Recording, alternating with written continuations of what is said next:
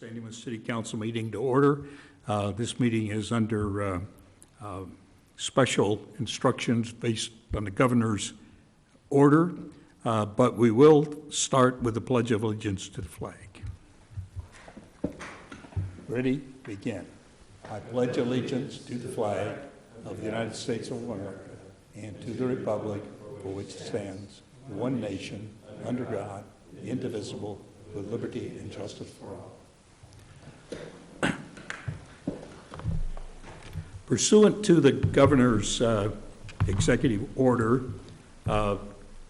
we are conducting this city council meeting with the council chambers closed to the public. We also have two council members who are participating by telephone, and they are on the telephone and will respond at the appropriate time. We also have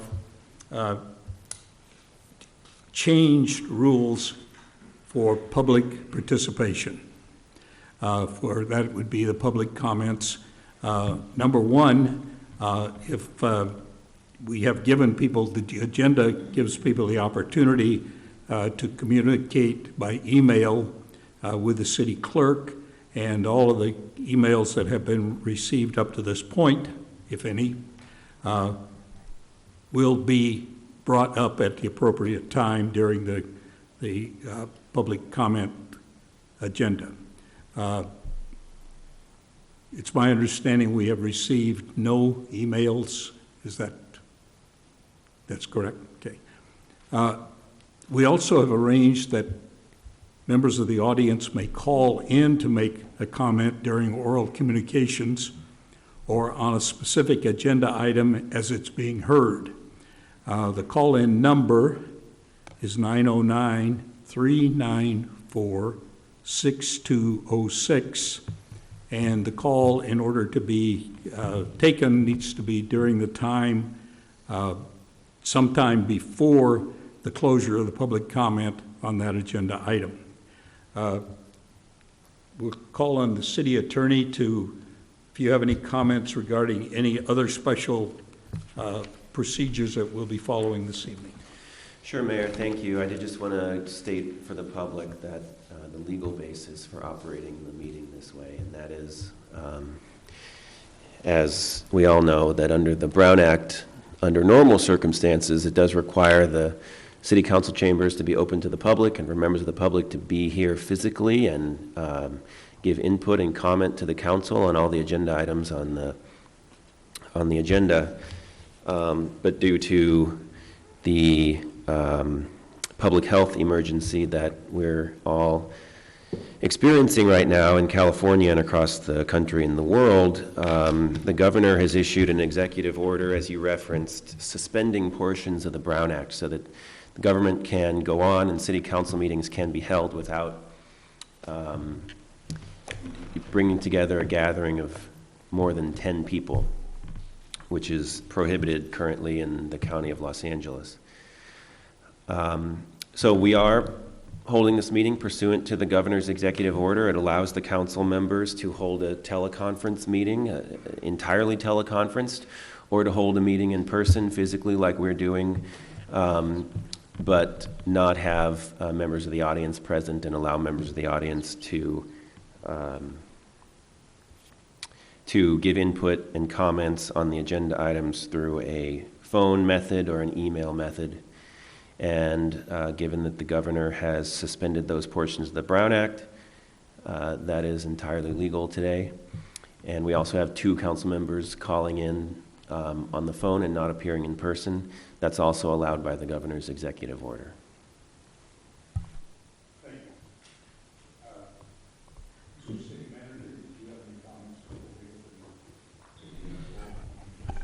No, just again to clarify, if there are members of the public who would like to call in under oral communications, call in via the phone number that we provided, and that we have the ability to put people in a queue so that we'll be transferring those calls in as the calls come in. At the end of the oral communications, we will suspend taking any phone calls, and then at the second oral communications at the end of the meeting, we'll have the same procedure. And based upon the fact that there are a couple of council members who are calling in, any action that the council will be taken should be on a voice vote. Is that correct, City Attorney? That is correct, yes. Okay. So that, and there are a couple of items when we get to the consent calendar that we will be pulling from the consent calendar for various reasons. So we'll address those when that time comes. Well, then we'll be starting with oral communications. Members of the audience are invited to address the city council on any item and not on the agenda. And under the provision of the Brown Act, the body is prohibited from taking or engaging in discussion on any item not appearing on the posted agenda. However, you may make comments and Okay.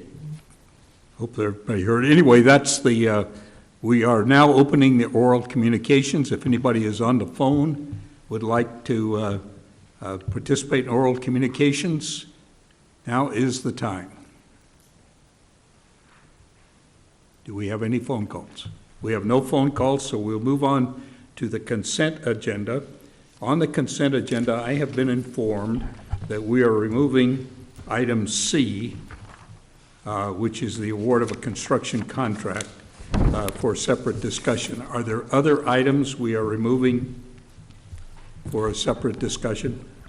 Yes, we will be actually removing item F, which is the annual housing element report.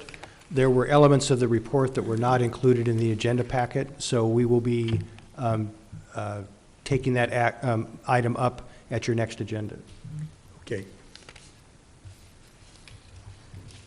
Well, why don't we, before we take the items that are approved, why don't we take item C, the award of the construction contract 2020-2, Bonita Avenue Signal Synchronization Project. Do you have a report on that, or does the person, the council member who asked for it to be removed, Yeah, I asked. ready to make a comment? Yeah, Councilman Ebner asked to actually just ask some questions regarding that item, so that's the reason that's being removed from the consent agenda.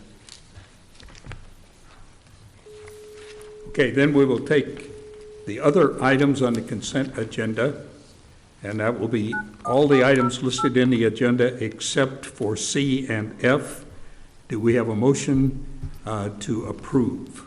So moved. Second. We have a motion and second to approve. Any discussion by any of the members in the room? Any discussion by the members on the telephone? Okay, we will now vote, and we do need an affirmative. I think we're having a technical problem there. Welcome to WebEx. Enter your access code or meeting number. Yeah, we actually have a technical difficulty, so we have to reconnect the council members who are online, so if we can just hold off for a minute. Sure. Followed by pound.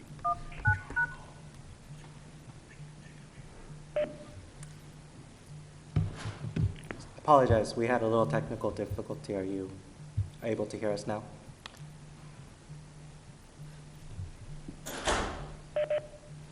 Hello? Can you hear us yet? Yeah. Okay. Hi, John.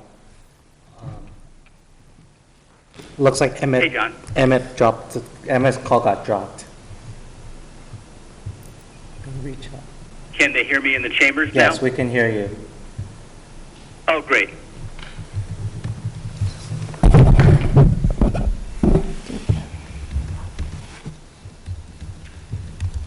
So we have John on the line. Emmett's call got dropped there. We're waiting for Emmett to call us back in. Okay.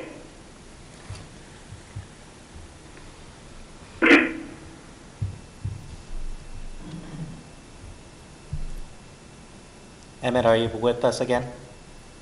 I'm here. Okay. Emmett back. Okay, at what point did we lose them? Before we made the motions? Yes.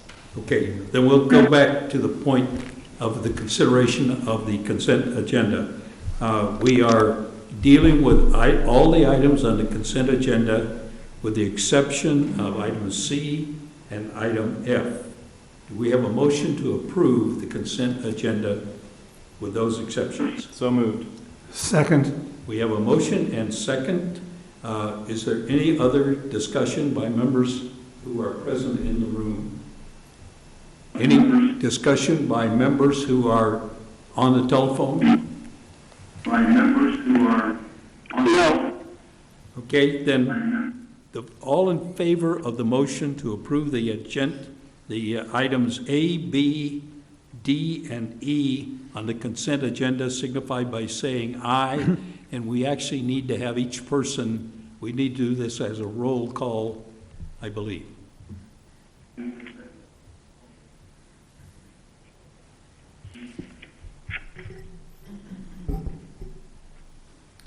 Councilmember Badar. Councilmember Badar. Aye. Councilmember Bertone. Aye.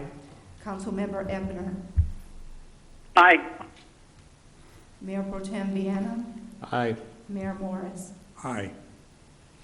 That signifies a 5-0 vote. Thank you. Okay, next we'll take up item C, the award of the construction contract. And I'll call on the city manager to discuss that matter. Yeah, as I mentioned, Councilmember Ebner had some questions regarding that, so I'd like to call on him to ask the specific questions, and Sherry Garwood can answer those questions. Sure. Just a quick question. I was wondering, with that construction, are we able to prepare or do anything for future extension of the Wi-Fi along Bonita Avenue? Good evening.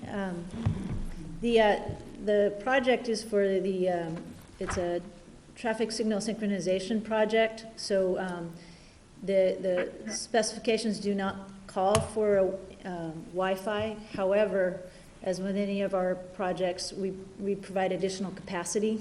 So there is additional capacity in this project, and that could provide infrastructure for a Wi-Fi. In order to provide the Wi-Fi project, we would have to do a design and add additional equipment, such as power. But the conduit that's installed with this project will support additional Wi-Fi capacity. So you could actually do the wires through the conduit, is what you're saying, and then in the future we could add whatever else we needed for Wi-Fi? Yes. Okay. That's all I wanted to know. Just wanted to make sure we weren't, doing a big project and having to dig everything up another time. Yes. Understood. Okay, fantastic. Great. Are there any other questions about item or comments about item E? Or pardon me, item C?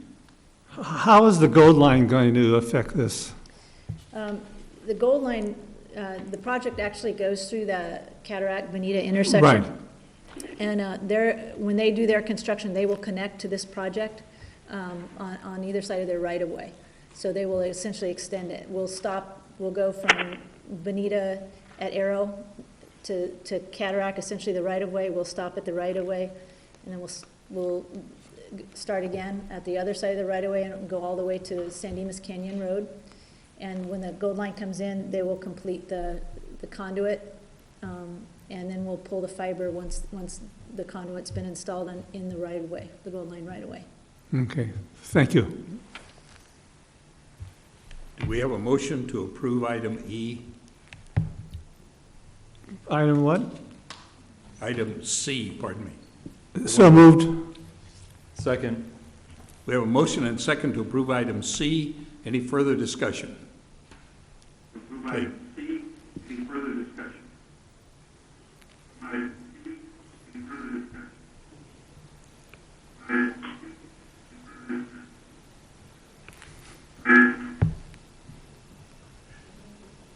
Technology is not great.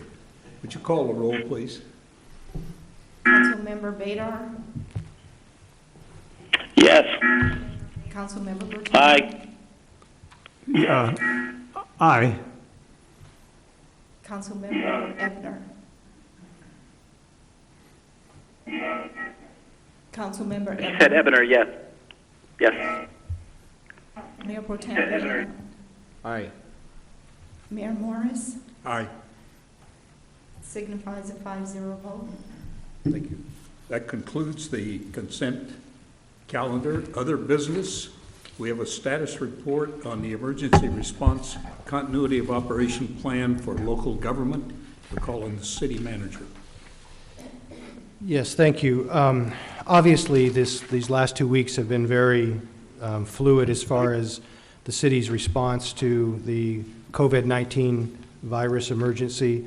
So we thought we would take this opportunity to update the council and the community as far as what the city's current status is as far as providing services to the community and our operations plan. We have been in a emergency operations status for the last 10 days. Staff has been meeting multiple times a day to assess our current operations and delivery of service to the community. We've been updating that information on the city's website and our social media platforms just to let the community know what service delivery we can provide as far as the city. So the most important thing to emphasize to the community is that the city is fully operational, or is operational, providing emergency services, and that we are abiding by the county and the state orders, which were issued on March 16th and 19th, and also amended on March 21st in regards to the Safer at Home order-in-place orders. As a city, we are emergency essential service providers, so our staff is working and attempting to provide the emergency services that are the essential function of a city operation. And we are also trying to enforce social distancing with all of our facilities and our operations. I think the most important function that the city is providing is public safety. So I think as to start off with this report, I'd like to call on Captain Andy Berg from the Sheriff's Department to provide a report as far as what the Sheriff's Department is doing at this time as far as providing public safety to our community. Good evening, council members and residents. Just like to start by saying that our ability to operate has not been impacted. So far, there's been no negative health effects, no employees impacted by the coronavirus. We continue to be operating at full capacity, and in fact, because of supplemental patrols that were made possible by bringing in people from other divisions. We have court deputies and detectives from other places that are working with our deputies out there. We do have extra people on the street 7 days a week. A lot of that is just to provide a level of comfort and higher visibility and the potential to respond to things should we need to. Things are changing daily, and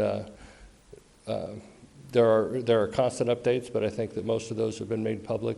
The most recent one that may affect us, a lot of people commented on the amount of traffic on the Antonovich Trail this past weekend. The county announced this morning that all the county trails would be closed. Many of the county parks remain open, and the outdoor restrooms remain open during the day, but those trails and a lot of county facilities are closed. Other than that, I'd be happy to take any questions you might have. Anyone have any questions of Captain Berg? I do. Do we have, out of curiosity, just seeing some of the things going on locally with businesses being vacant and things like that, do we have extra patrols also on early mornings or during those times where we seem to have issues with property crime? Yes, we've adjusted some people to work those later hours and definitely concentrating on some of those areas. I really don't think it's something that has so far been different than anything that's been going on the last year or two as far as crime that we've seen.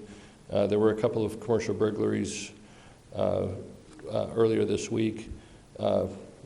Unfortunately, they're the kind of thing that we have seen a few times over the past year, and we do have some suspect information on that. So, but there are extra people out there. Are the county services, deputies or Parks Bureau, staffing any differently at the parks? I mean, I know we closed the trails at this point, but I think our city is unique that we literally have the Canyon Park at the top, And then we have Benelli and we have the Antonovich Trail. We actually have quite a bit of a county park operation in the city here. Their staffing is about the same. It's a little bit increased because I know they have more of their internal personnel and detectives and things that are out in the field more. Operationally, they've done things like we have and put all of our people in uniform. So if they're not in the field, they're able to respond immediately. And are our volunteers on patrol or reserves who are usually extremely active, are we still seeing participation by that group, especially with the patrol checks, I guess, for folks? Are we using that? The volunteers on patrol are helping us with some more passive things. Just for health concerns, we're not mingling our personnel as much. So they're helping on things where they can. The reserves have definitely been a big part of our additional visibility this past weekend, and I know that we'll be calling on them a lot in the next few weeks. And lastly, last week you talked about, or I think it was last week, it's been a long few days. We talked about the station at the desk. You offered up being able to dispatch units for welfare checks and things like that. Have we seen requests for that? And that's going well. We've had about a dozen requests for specific checks on people that are shut in and can't get out. Those have been very well received, and they appreciate getting phone calls and visits. Thank you, sir. Thank you. Thank you. So I mentioned our focus right now is, as a city, is trying to continue to provide the essential services to the community. And what we mean by that is that our public works, our parks, and our facility staff are out in the community trying to make sure that we are providing those services. If there's, for example, we had rains the other night, if there was storm damage, our staff was able to go out and take care of those situations. If we have issues, traffic collisions, traffic signal issues, our staff is available right now to be able to provide those services. Our facilities are, for the most part, closed to the public. We closed our senior center and our recreation center about 10 days ago. Last week, we closed our City Hall lobby to public traffic. Again, we're trying to adhere to the county and the state's social distancing orders. However, we are providing services. We have phone numbers available that we're putting out to the community. If they have specific questions about city services, they can call in. We have staff that will be manning those phones and be able to answer those questions. However, the public is not permitted into our public facilities. We also feel that one of our most essential public services is to provide public information out to the community. So we are providing considering ourselves a kind of a clearinghouse of information.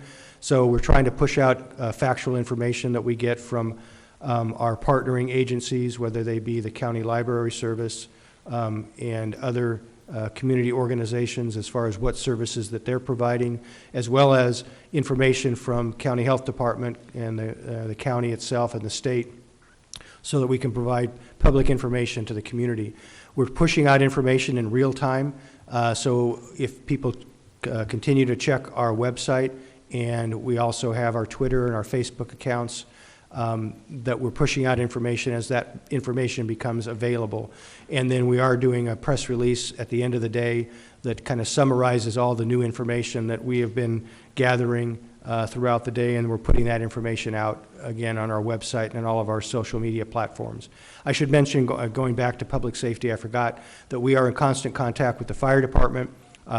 Received an email from Assistant Chief Inman this afternoon, and their operations are continuing as normal. Obviously, they have additional protective measures for their employees, but as far as their deployment of services, that has not changed from their normal operations. The other thing that we're trying to keep on top of is contacting the local grocery stores as far as their hours of operation, and if they have any accommodations for seniors or public safety.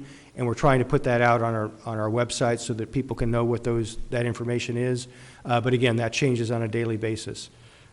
We also, one of the big issues that the captain had touched on as far as park access and availability, and that changes on a very regular basis. But what we're trying to do is mirror what the county park system operations are, in that as of right now, playgrounds, and this is a directive from the state, is our playgrounds and public facilities are closed, which includes hard surfaces on parks, basketball courts and the like.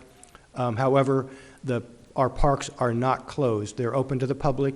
As of right now, our restrooms in our parks are open to the public. Our trail system, as of this afternoon, when the county changed their directive, our trail system will be closed. But we are trying to encourage people, just like the county is, for people to get out and to recreate using or utilizing a social distancing philosophy, but to get out, use the green spaces in the parks, walk, hike, and recreate. And so we're modeling that. However, that has changed in the last 12 hours, and so that may be subject to change as far as our availability of our park facilities, but as of now, our parks are still open. What about the Macatamis Trail?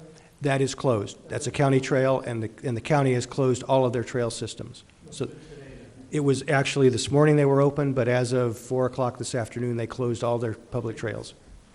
The other thing that we're very acute to is our senior meal delivery program. And so maybe if I can call on Hector Kisteman, our Parks and Recreation Director, to update the public as far as what we're doing as far as our senior meal delivery program. Thank you, Ken, members of the City Council, Mr. Mayor. The lunch program tomorrow will be serving about 110 lunches. Not serving lunches, but having lunches there for people to take out. This is double what we had last week, so we see this growing in popularity. So we have been in contact with additional service providers to see if there are ways of getting more meals out to those folks who may be shut-ins. So we have called Meals on Wheels and another service provider to see if they are willing to do that.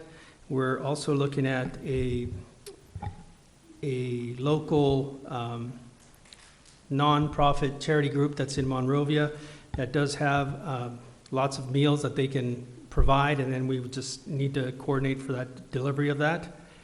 And so we do believe that as we get more into this, that with the help of the sheriffs and their contacts and outreach, that we may be finding more people who will be needing the service. So we have contacted the service provider who provides the food to the Intervale program through the YWCA, and they have assured us that they have no limits on how much food they can continue to put out. So like we've seen it double since last week, we'll keep monitoring and see how much it'll grow by next week. Are you open 5 days a week? This is only on Wednesdays, Just on Wednesday? but they pack enough for 5 meals. They pack enough for 5 meals. The other thing that we're working on is we're coordinating with local food banks. And I know that the Fairplex on Friday, there was a major announcement that the Fairplex is coordinating with the county as far as providing their facilities for various uses. One of those would be a drive-through food bank delivery service, which I think will be starting in about 2 weeks, I think the beginning of April. So we're trying to make sure that we have that contact information with that organization and other food banks, and we're trying to dovetail in with what the captain was talking about as far as making contact with shut-ins who may need food services, and being able to partner with some of these food bank organizations or Meals on Wheels or food delivery services so that we can try and provide those services. Along those lines also, there's a member of our Public Safety Commission who has volunteered to be a volunteer coordinator to reach out to volunteer organizations and faith-based organizations within our community so that we can actually try and pair up volunteer services with the needs. Right now, he's actually done a lot of work as far as making contacts with those volunteer organizations. So we're trying to position ourselves that if there's a need for further assistance by our residents that we can have volunteers available to be able to provide that service. The other thing that we're, one of our essential services is that we're trying to support the construction industry and the public utilities as far as providing inspection services for their continued projects that they're working on right now. There are a number of utilities that have construction projects which are essential, that we're providing the field services to inspect those. Any projects that are construction projects that are currently in operation right now, we're trying to continue to provide the inspection services necessary for those construction projects to continue to move forward. We are not taking any new applications for any new construction projects unless they are utility related and they are life safety related. So we're trying to continue with those operations as well. There has been some confusion over the last several days regarding the governor had an order that went into effect last week regarding evictions of residents and commercial properties. And the order was that cities could adopt local restrictions as far as not allowing any landlords to evict tenants who may be delinquent in their rent, whether it's residential or commercial. The city to date has not adopted those types of restrictions. We are looking at that, and that might be something that we bring back to the council in the future. However, we are very cognizant of the fact that there are issues from a tenant standpoint as well as a landlord standpoint, and so we don't want to adopt something that will be negatively impacting both of those parties or either of those parties. So we want to be very judicious in how we evaluate that, but we are starting to take a look at that process as well. A lot of the questions that I think are out in the community right now have to do with the orders that define what is an essential business and which businesses can continue to operate. The county and the state have aligned what their definitions are, what those essential businesses are, but in some regards those are vague. And so the enforcing body for those making that definition is still the county health department. So we have businesses that are contacting us saying, should my business be closing? Am I essential business? Should I be open? We're referring all of those inquiries to the county health department. We don't feel that we are in the position of making those determinations as far as what is an essential business and what is not. So that is a big question that I know that's still lingering out there. When I talk about our essential services that we provide, we have to overlay that with the fact that we have a very limited amount of employees. And our employees are, though we do not have any employee that has been tested positive for the virus, we do have employees who are following the directives of the state that if they are sick, that they are staying home. We have employees who have child care or are caring for are primary caregivers of elderly people. Some of those are modifying their work schedule to stay home.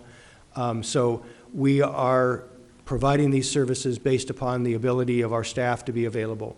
Our protocol right now is that our staff currently is required to report to work unless they are in one of those conditions where they're ill or they have caregiver issues that they have to abide by. So it is fluid.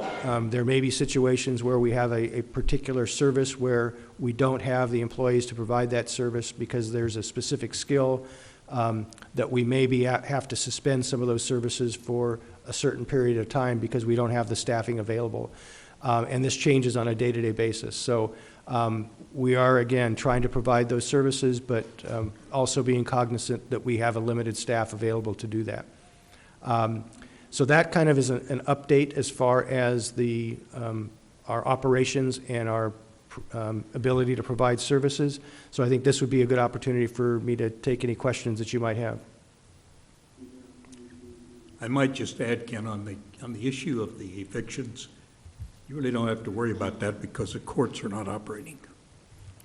Well, And an eviction requires a court order, requires a trial, and there are going to be no trials in the next 2 months, so. And the Sheriff's Department is the agency that would actually enforce eviction notices, and they have taken the position that they would not be, not be enforcing eviction notices. But Any questions of Ken of his report? Emmett? Go ahead, Emmett.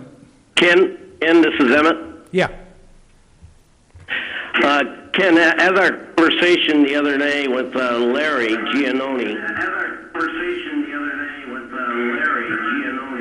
he requested a city email address so he could be communicated with. Yep. How is that going? that's already in place. So that's already in place, and that's operational for him. That's already in place, and that's operational for him. Okay, can we put that out there so anyone who wants to volunteer can get a hold of him?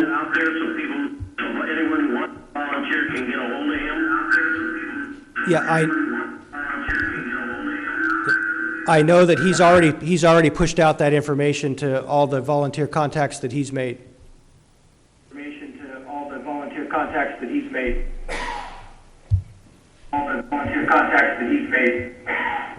Okay.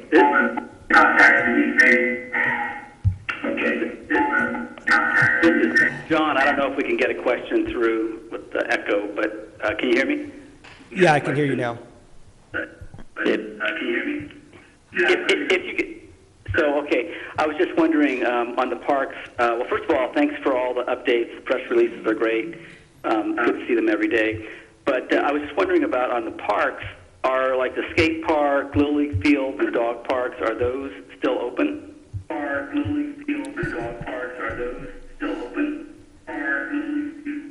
Yeah. Just a question, for the call-in, the echoing, do you have like your TV on right now that you're monitoring? And I think maybe that's what the echo-in is on the delay. John, is that? I think maybe that echo-in is on the delay. Okay. Turn the volume up.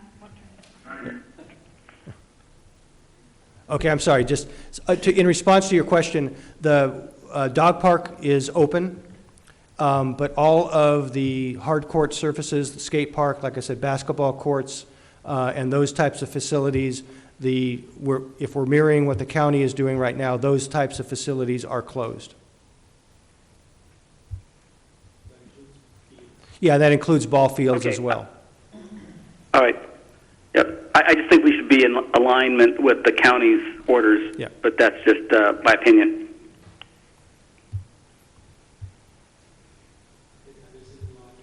Yeah, and that is in alignment with the county orders right now. Okay. Any other questions of Ken? So I do have a couple questions. Thank you, first off, for the updates that have been coming out pretty regularly online. I appreciate that. I've gotten positive comments and feedback with regards to that. The information related to the grocers is helpful. People have been very appreciative of that, as well as the establishment of hours for seniors throughout the community and others with DAFN issues. So those are important things, and I appreciate all the work staff's doing on that. Have we looked at, with regards to Larry and that discussion, in the safety element, which I don't see pandemic anywhere in our safety element to start, so maybe we can add that in our next exercise with this. But when the council started in Public Safety Commission in 2015 with the Community Emergency Response Team, and we got Larry on board, this was a scenario that group was envisioned one day to help with. And I think that the city, the sheriff's department, the fire department put a lot of stake and a lot of time and effort into training people and giving them a fundamental understanding of ICS.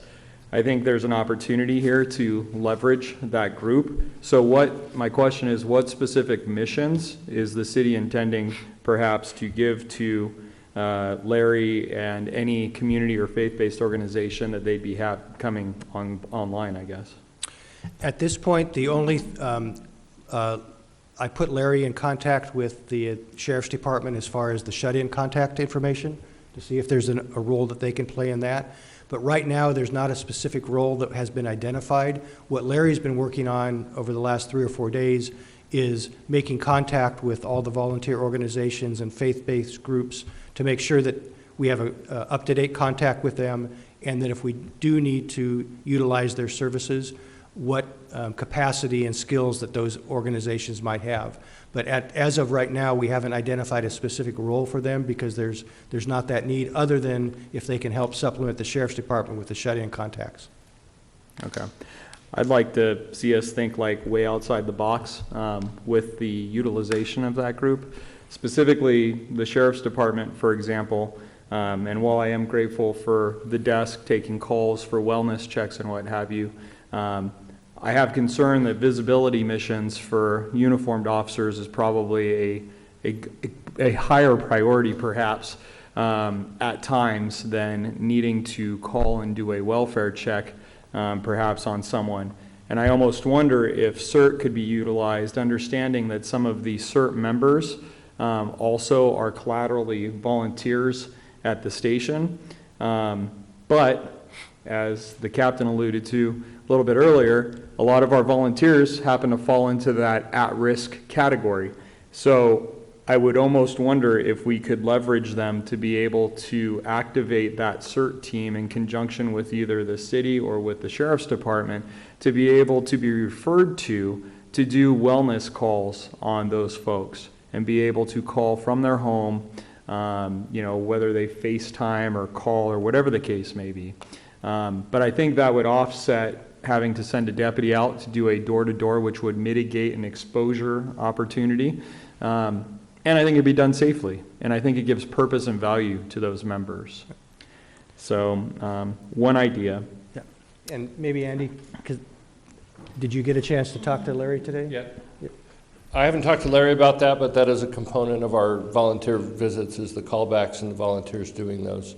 So between Monique and the volunteers that are working, that's one of the contacts, realizing that home visits are a time-consuming thing. Okay, all right. So could we potentially bring the CERT folks into that fold to help? Absolutely, yeah. Cool, awesome. Good idea. Thank you, sir.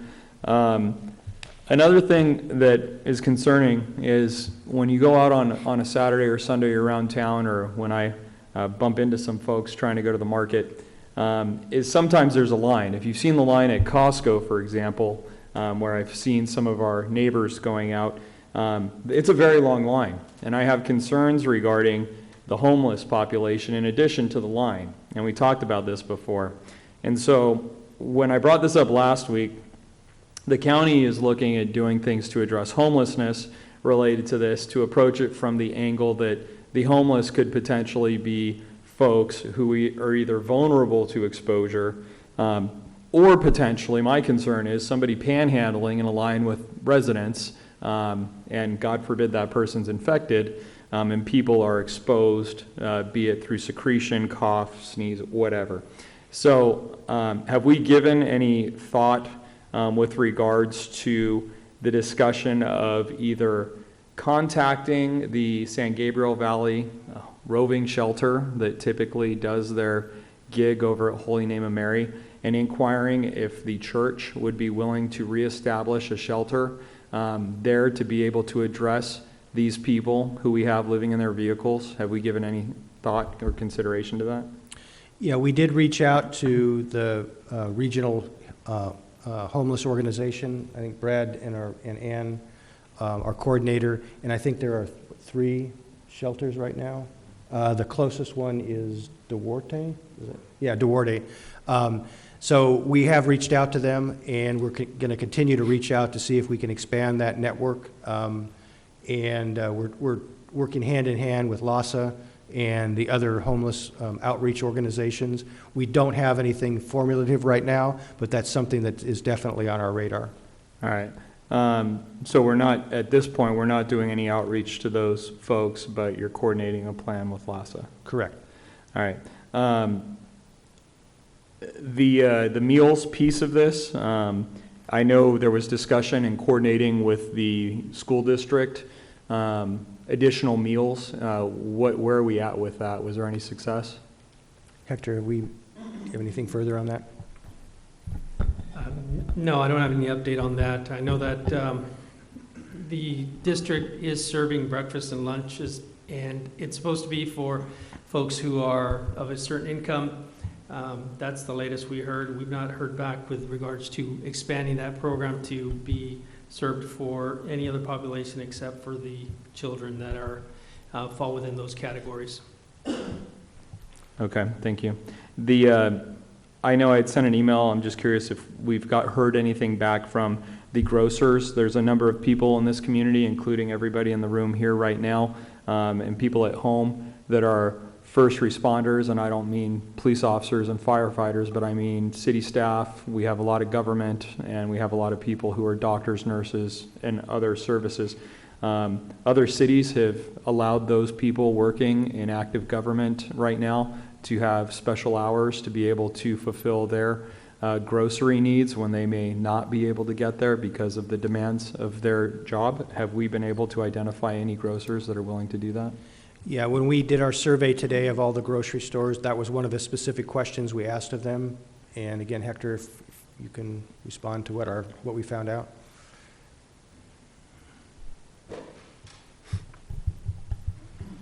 So we contacted all the food vendors today on logistics, and none of them are providing special accommodations for first responders, public safety in terms of operational hours.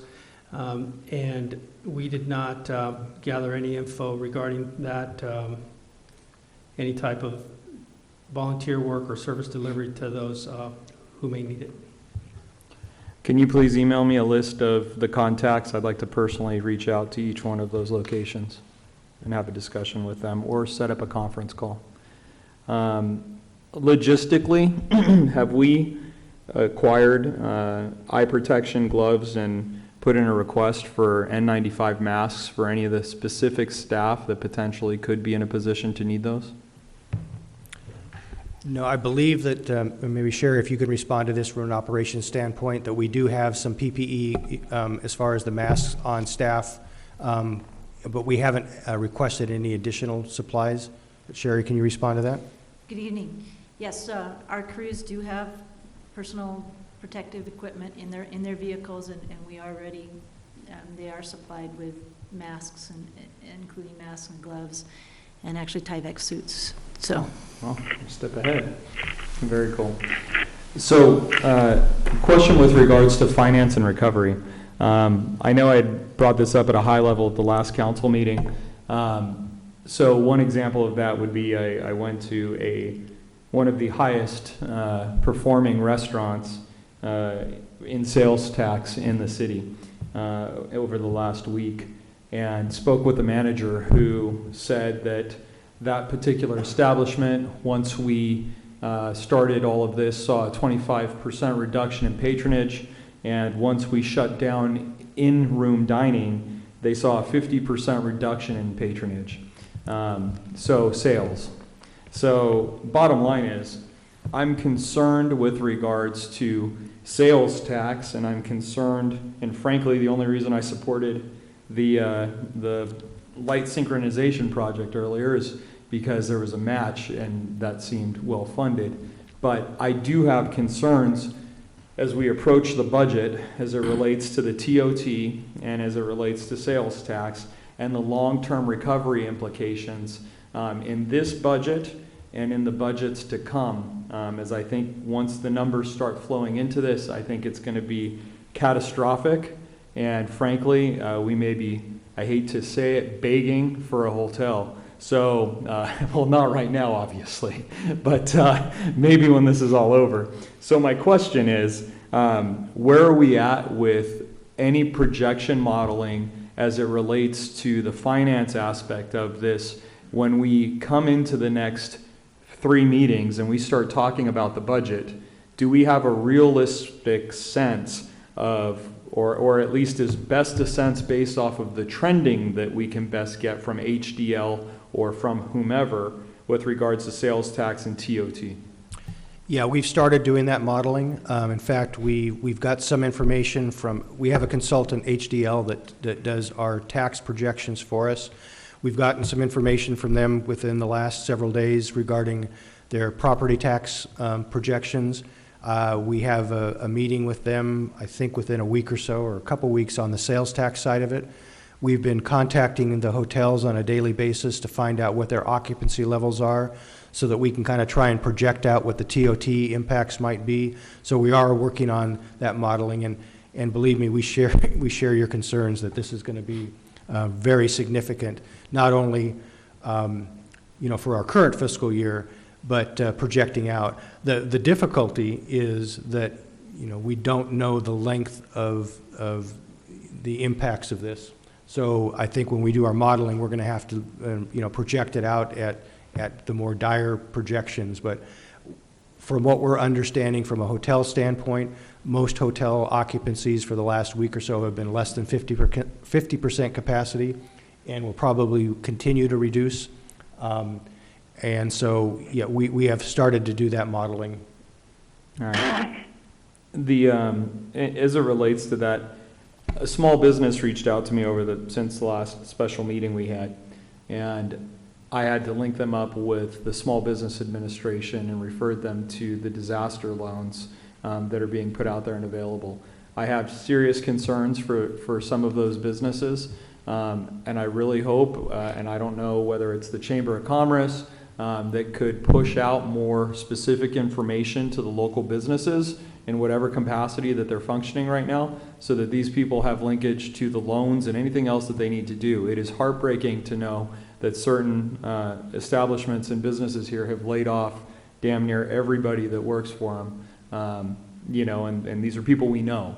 I mean, it's very sad. Situational awareness, and I've seen the updates that have been coming through. I think it's important for the council to be able to get all the information. I have not seen anything coming from the county as it relates to, although I know because of my other hat, that there are phone calls for local elected officials that are occurring. And I don't think that the council has been getting, and correct me if I'm wrong, any of my colleagues, but I don't think we've been getting the information with regards to the conference calls that are occurring. I have. Okay, the mayor has. Okay. I don't think the rest Because they're mostly the mayor's calls. Okay. Most of them are generated, at least by Garcetti, and they do. Yeah, the city, staff has been participating in all those teleconferencing calls that we've been, for example, today there were two. I participated, one with the sheriff for city managers, and there was a health department call that staff participated in this afternoon at 2:30. But if you want us to provide you with that information on those teleconferences, we can do that as well. Yeah, staff is monitoring those. All right, I think it would be helpful for the council to have an idea of what's going on, especially as it relates to surge plans for the hospitals, especially since we have one here, and that could actually impact the ability. Also, for the operational area with the Pomona Sheraton now online as a... Apparently not. Well, so I'll stand corrected for the next 48 hours, but if I had an hourglass, perhaps that'll pan out. But the bottom line is that is something, and I had the opportunity, and just for situational awareness, I had the opportunity, so residents had voiced concerns regarding this lab in San Dimas 2 Saturdays ago. So I had the opportunity to reach out and make the connection, and ultimately was able to introduce that lab to the county, who the supervisor announced, the company Curative, that is currently working with LA County Fire and the Sheriff's Department to provide these tests, and the county as a whole. So I actually had the opportunity to go tour that lab last Friday. I think it's important for the council to be aware of the things that are going on as it relates to the efforts behind this effort for the entire county, as this particular lab, as it ramps up production. I think it's just important because it's part of the county effort to be able to try and test part of this. I don't know if any of the other pharmaceutical or biopharm companies that we have are a part of this effort. I'd be curious if they are, at least for situational awareness, maybe not for public disclosure, but at least for the council to be aware of what's occurring. So I don't know if we can do a little outreach on that. And lastly, the continuity of operations plan is a separate thing from the continuity of government. The continuity of government document, 24 years old. I appreciate you digging it up. Are we going to revisit this document and update it? We reviewed it today, and there's only a few minor tweakings to it. It still conforms with what the current, even though it is, you're right, it is 24 years old, but it actually still conforms with the state requirements are. We just need to change some of the nomenclature for some of the staffing, but it still is a valid document at this point. But we will be revisiting that, and we also will be looking at the continuity of operations. We've got a model that we're looking at to update our current continuity of operations plan. Can we look at, or could you pull a couple of the continuity government plans for some of the surrounding cities? The reason I ask is, for example, in the succession, I don't have any issue with that, but in other documents I've seen, if there's an issue with the governing body that occurs, this plan looks like it says we're going to either have the chairman of the board of supervisors or perhaps the mayor of a county within 150 miles fill in or appoint. And there's other continuity of government plans that I've seen that allow the governing body to make an appointment. And that might be more in line maybe with what we could do here. Yeah, we'll take a look at that. We did have our Area D coordinator review the plan, and so she gave us some advice that said, this looks like it's, in conformance, but it probably could be updated. Okay, all right.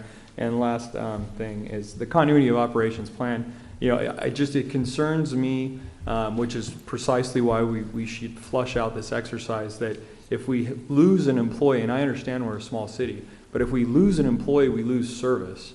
And I worry if John, God forbid, he gets the flu, or if Deborah or if anybody here, I think every employee here is valuable. But I also think we need to cross-train as best we can so that we can continue to deliver those services to the community. So I hope when we flush this plan out, that we are looking for not redundancy, but perhaps contingency, so that we can be able to address those pieces. And I know most of the directors have assistants or second up direct reports, but it does hurt to know if we lose one person, we're out of service to the community. Thank you.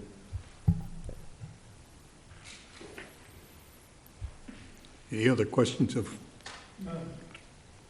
Okay, then we'll move on to oral communications. This is the second opportunity for oral communications. If anybody would like to call in, now is the time. We would accept your calls. And while we're finding out if anybody is going to call in, okay, somebody called. Good.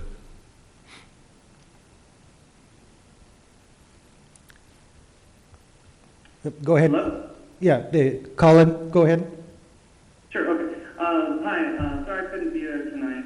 This is Sean from Villa Verde. I just wanted to bring to the council's attention today, as I was going to an appointment around 11-ish, there was a barrier on Tonovich Trail going down San Dimas Avenue. At around 12 p.m., the same barrier was up. Right around dinner time, 4 or 5-ish, that barrier had been taken down, and there was cars lined at the primary parking space on Tonovich Trail. So I just kind of wanted to bring that to the attention of the council as well as Captain Berg.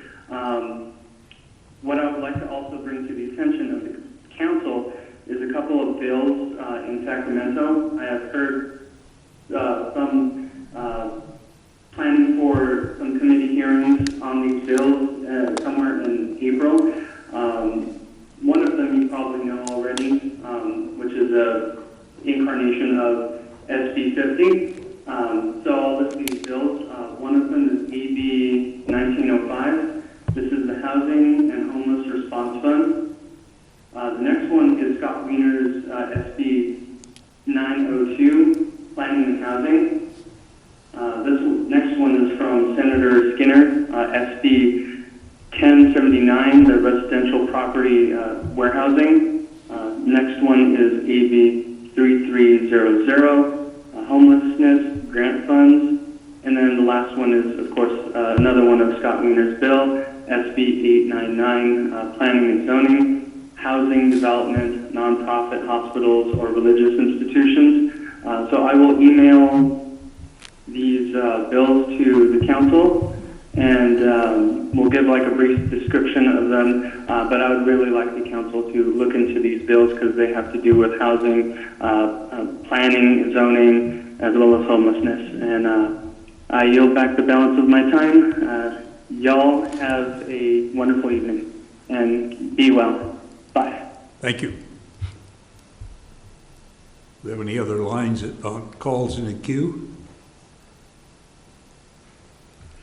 City Manager, do you have anything to add in this oral communications period? Mr. Mayor, there's 4 more calls, I think. Okay. Well, we can take them when they come. Hello? Yes. Go ahead.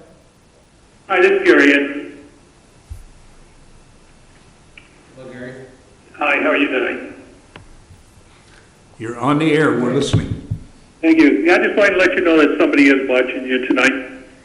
No, actually, I had a comment to make, basically directed towards the city manager and the update press releases. I know a couple of council members already commented on it, but I wanted to also how well that is being done, and all the information is something that I feel the whole community should know about. And I don't know, Ken, you can go ahead and let people know how to be a part of that. I know I get it by email, so there might be other people that might want to receive that by email.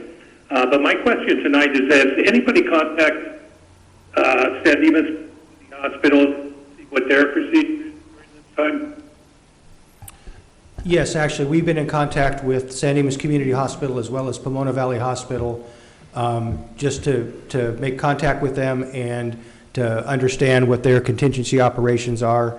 And so we are keeping contact with them and let them know, and to let them know if there's any significant changes in their operations, that they can contact us so we can push that information out to the community.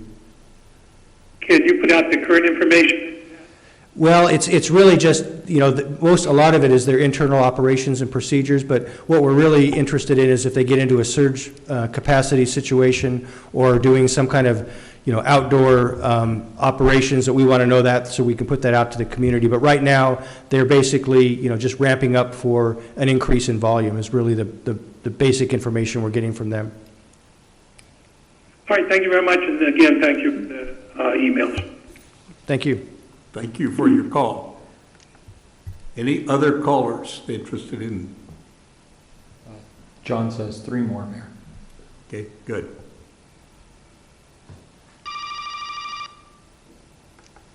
Good evening. You're live. Good evening. Thank you. Good evening, city staff, city council, and Mayor Morris. Mayor Morris, Susan and I wanted to be there tonight to thank you for your 40 years of service. It's remarkable. You've made our community a better place. Councilperson, Mayor-elect Emmett Badar has some big shoes to fill, but I think he's going to do great. So thank you very much for your 40 years of service. As I said, you've made our community a great place. Thank you very much. I appreciate those words. Thank you.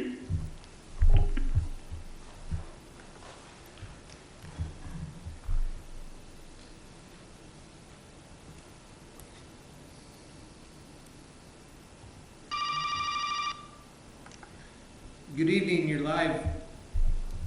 Hi, good evening, gentlemen, and ladies and gentlemen, I'm sorry. I don't know if this is more of a question or a statement, but as far as wellness checks go, I am more than willing to volunteer my time for that, as far as doing FaceTime or just regular calls, anything like that. I was also actually thinking of starting a fundraiser to get essential items for people, such as, you know, denture creams or clothing, any type of things like that. And I was wondering if you guys are providing anything like that, or if I actually can volunteer. Yeah, I think I really appreciate that volunteerism initiative. So if you can, trying to think of the best way to get the information from you. Actually, why don't you give me, I'll give you my phone number, give me a call tomorrow, and then I can put you in contact with our volunteer coordinator. So my my direct line is 909-394-6214. Okay, I'm going to need to write this down. Yeah. Hold on a second. Okay, it is 909? 909-394-6214. 6214. 14. Yeah. Got it. Thank you so So much. call me tomorrow, and then I'll redirect you to the right person. All right, great. Thank you so much. Have a great night. Okay. Thank you. Thank you for calling. All right, bye. That's all, Mr. That's all? Okay, that clears the queue. So, city manager. Yeah, the only other thing that and one of the callers prompted me to remember this, that one of the initiatives that the League of California Cities has undertaken over the last several days is to collect a list of statutory requirements that may be burdensome to public agencies, cities, because of, redirecting our focus on emergency operations, and because of, the time it would take us to do some things.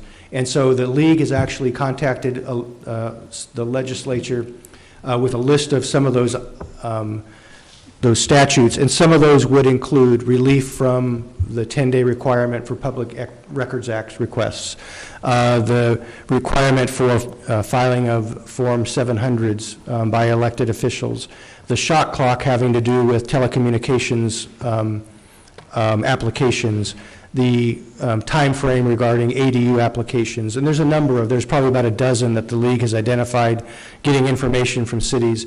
So they are actually conveying that to the legislature and hoping that there might be some legislation that might provide us with some of that relief, so that we're not under the statutory requirements that we currently are under, that right now some of these agencies don't have the ability to give us relief for those. So that is something that we are actually working with the league on, and we'll see where that goes.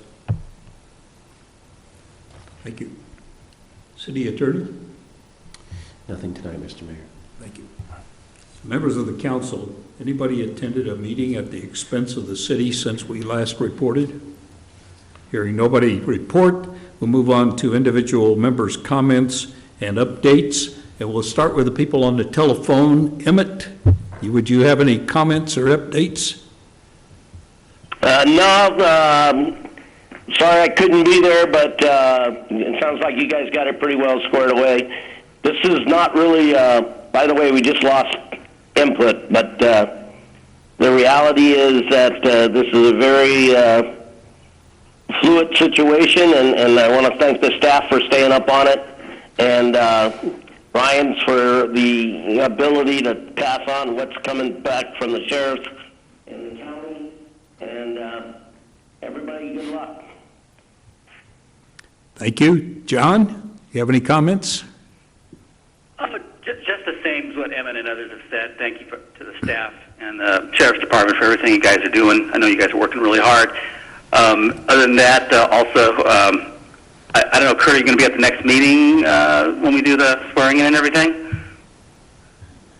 Yes. Okay, great. I'll save some comments for them, but I'll say in advance, thanks for your service, and I think you've been good for the city for all these years. And other than that, nothing else, so thanks. Okay, thank you. Ryan? All right. John, I hear congratulations is in order, so congrats. And then I wanted to just acknowledge a couple things. Number one is for the people at home, and as you're watching, first I wanted to thank the sheriff. The sheriff has demonstrated some interesting leadership and positive leadership as it relates to the response. The Sheriff's Department has deployed more resources to the field from non-essential personnel as they're essential, but they're now redeployed to be more essential perhaps than maybe where they were previously. And I think that has shown good leadership in terms of redeploying the resources where we need them, and that's keeping our community safe. The sheriff was also very forward-thinking and being able to try and bring on testing to those who are servicing our communities right now in that time of need. And very quickly, the board, who was already working on testing, was on board with that. And so I want to thank Sheriff Villanueva. I want to thank Supervisor Barger, Supervisor Solis, and the others for everything that they're doing countywide for all of us. For those that may know or I've communicated with, my day job right now, I'm working at the County Emergency Operations Center. And I have to tell you that there are a whole lot of people that are working tirelessly to be able to try and get us back to normal. And there's a tremendous effort, people who both live in this community, people that are working in this community, that are working on this, and people elsewhere. So I thank everybody that is doing their part to try and keep this as best contained as we can until we either find a vaccine or we let it fizzle out for the time being. One thing as it relates to the video, we're getting better and better at our technology, and so my challenge of the week, I guess, would be maybe we could figure out how to, and I haven't seen what's streaming right now, but perhaps we could figure out how to put John and Emmett's photos up or have our photos queued so that when they're speaking we could transition to that. A little production value, but I think a picture's worth a million words, and make sure it's a current Emmett photo, please, not your first election one. Let's get our current photo. And but in all seriousness, it would be nice to see if we could get something going. Also, I don't anticipate, and to a comment the mayor made earlier, this probably is not going to resolve in the next 2 weeks. This format probably is going to be more common, at least in the next 30 to 60 days, I would guess. So I don't know if it's worth looking into deploying Skype for business or looking into WebEx or Zoom products, and perhaps getting council or having a cadre of Surface pros that have the ability to do video conferencing. And if we could look at doing that, if the council is going to be telecommuting in the future, having a county device, or not a county, a city device, that we could go ahead and issue to the council members. I think one, they could get their packets on there probably a little bit easier, and we wouldn't have to keep killing trees. And two is, it may take some training with council to walk through the steps with John, but it may help so that we could see each other. And even if one of us telecommuted and we just put it on that screen, we could at least see them as if they were in the room. So if we could look into that, it looks like John's nodding yes. I appreciate that. And last two things. This very much is what I'm told anyways, is similar to the Spanish flu prohibition thing. I mean, it's pretty wild. I want to thank all of the businesses that are abiding by the orders of the county health officer. I understand it's difficult. I want to thank all of our residents that are also abiding by those orders, being respectable to each other, being patient. I know it's not difficult, and I know people are getting stir crazy, and I know some people are, figuring out what being home and married is like. And some people are figuring out what it's like not to be at home and trying to stay married, like in my case. So nevertheless, thank you to everyone in San Dimas. And lastly, thank you, staff, a lot, because I understand that some cities are choosing to send the majority of their staff home and having them telecommute and damn near taking a hit in terms of the optics and the service that's being rendered to the community. I think we're a resilient community. I think we're committed to designating or delivering service as best we can when we can. And as Ken said earlier, everyone here provides an essential service. And even though you may not be doing the job that you were doing 3 weeks ago, maybe you're finding yourself doing something different, it's important to this city. And so I am personally grateful for each and every one of you that comes here, and know that Ken has my full support, and all of you have my full support. Should you get to a position where you feel that you are ill, at risk, or otherwise, please bring it to Ken's attention and we'll address it accordingly. But as I alluded to earlier, I too work in government, and I too am out every day doing double duty to make this work too. So I'm with you, and I appreciate you coming in for all the work you're doing. So thank you. Thank you. Yes, the only thing I want to say is that even though the City Hall is closed, staff is still here working, and if you have any questions, feel free to phone the City Hall and you'll be able to speak to someone. So it's not like we're invisible. Even though you can't come in, you can speak to someone and they can give you the information that you need. Stay strong and stay safe and stay healthy, and bless you all.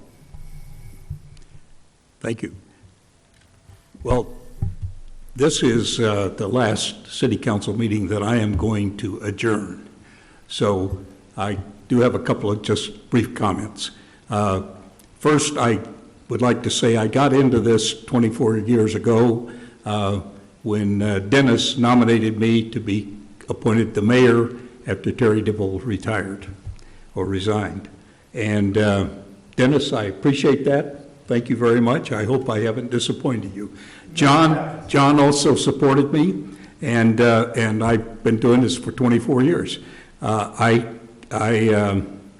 just happen to be thinking, in that time, there have only been 6 city councilmen. Me and six city councilmen. The 4 who are here now, Sandy and Jeff. So it's been a long time of, I think, a lot of progress, and a lot of people doing a lot of good things. There have only been 3 city managers during that time: Don Prine, Blaine Michaelis, and our present city manager, Ken. And I think all of the people that I have been involved with in the city government, including the city staff, over the years, we've had a lot of people that made a lot of contributions to the community.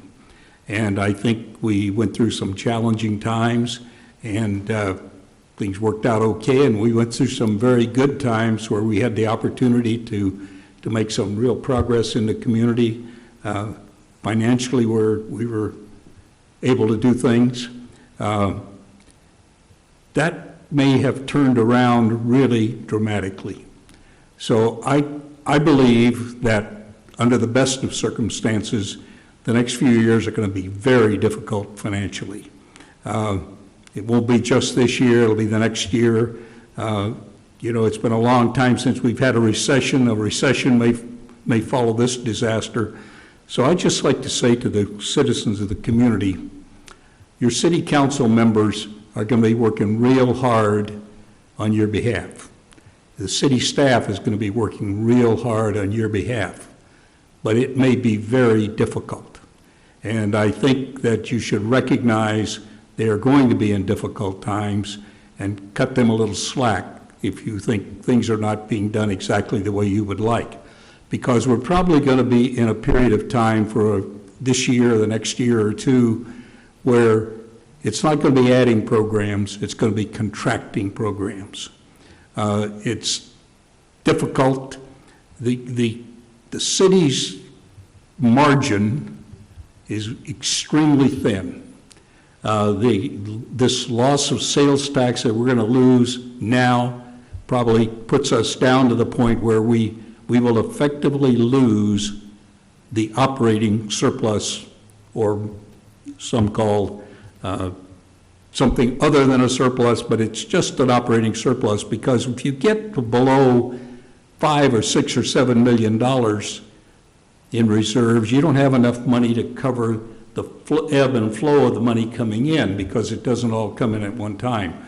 So I think it's going to be difficult, and I think that the people who are going to be working on it, I have every confidence as a resident of the community, they're going to be doing the best job they can, but it's going to be tough.